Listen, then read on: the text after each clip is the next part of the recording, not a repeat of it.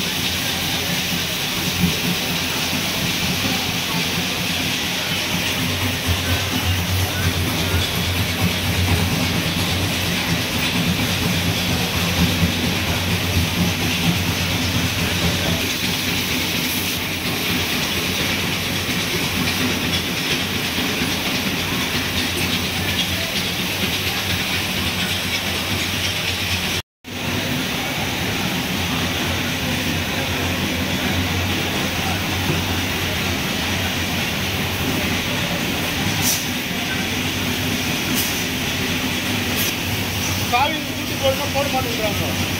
இதனால ராக்கெட் பார்த்துக்கிறான் உள்ள அதுதான்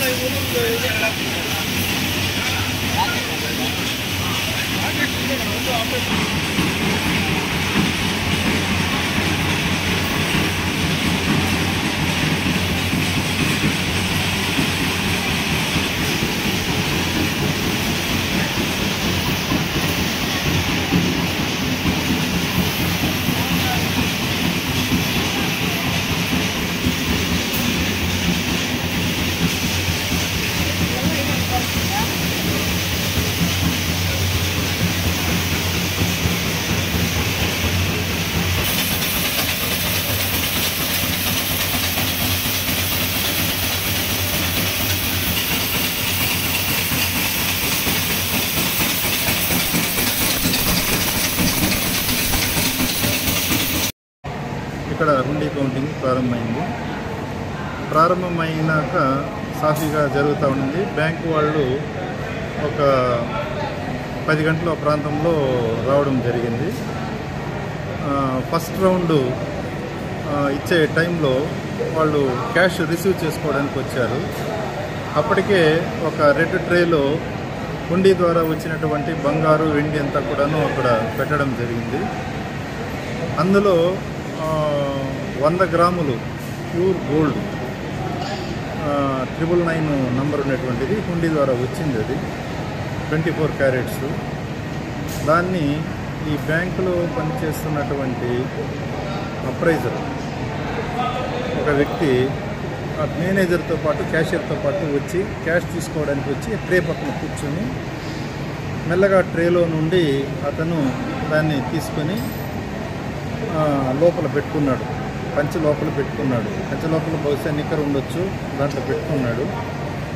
అక్కడి నుండి అతను అటు ఇటు చూసి మళ్ళీ మెల్లగా వెళ్ళి ఆ బ్యాంక్ వాళ్ళు మళ్ళీ సపరేట్గా కౌంటింగ్ చేస్తారు దాన్ని మా దగ్గర తీసుకున్న క్యాష్.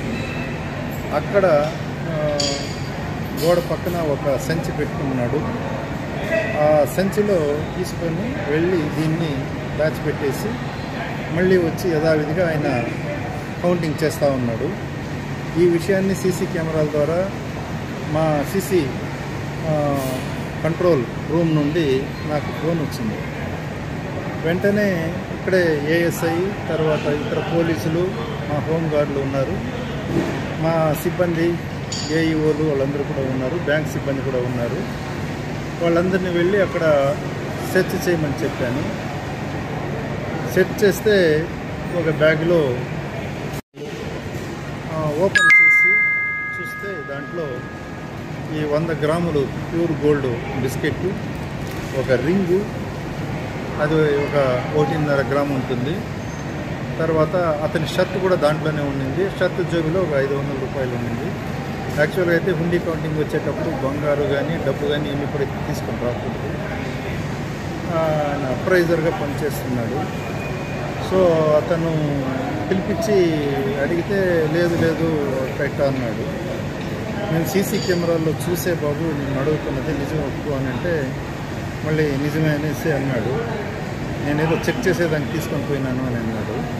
చెక్ చేసేది అనేది ఆయన అప్రైజర్గా ఉన్నా కానీ 2 గంటలకు అది మా వాళ్ళ సమక్షంలో జరుగుతుంది. అది ఫుల్ చేసిన తర్వాత మళ్ళీ 2 గంటలకు ఆఫ్టర్ లంచ్ మా వాళ్ళ సమక్షంలోనే దాన్ని అప్రైజ్ చేస్తారు ఆయన. కానీ ఇది జరిగింది సంఘటన 10:19 ఆయన లోపల పెట్టుకోవడం, అక్కడ పోయి దాచిపెట్టడం 10:28. అంటే ఫస్ట్ రౌండ్ క్యాష్ తీసుకుని పోయే టైంలోనే ఈ విధంగా జరిగింది. ఈ విధంగా జరిగేటప్పుడు మళ్ళీ సీసీ కెమెరాల్లో పరిశీలించి ఫుటేజ్లన్నీ కూడా తెప్పించి చూస్తే ఆయన దోషి అనేది అర్థమైంది. వెంటనే పోలీసులకు ఇన్ఫామ్ చేసి కేసు పెట్టడం జరిగింది. ఇది జరిగింది. ప్రకాష్.